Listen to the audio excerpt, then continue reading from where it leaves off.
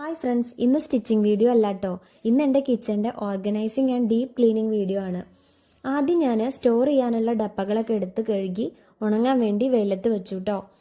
എൻ്റെ daily റുട്ടീനിലെ kitchen cleaning ഉണ്ടെങ്കിലും deep cleaning ഞാൻ 2 ആഴ്ച കൂടുമ്പോഴൊക്കെയാണ് ചെയ്യാറ്. പിന്നെ കിച്ചണിലെ മണി പ്ലാന്റിനെ കുളിപ്പിച്ച് സുന്ദരിയാക്കി വെച്ചു. കിച്ചണിലൊക്കെ ഇങ്ങനെ മണി പ്ലാന്റ് ഒക്കെ വെച്ച് കഴിഞ്ഞാൽ നമുക്കൊരു പോസിറ്റീവ് എനർജിയാണ് കേട്ടോ കിട്ടുക.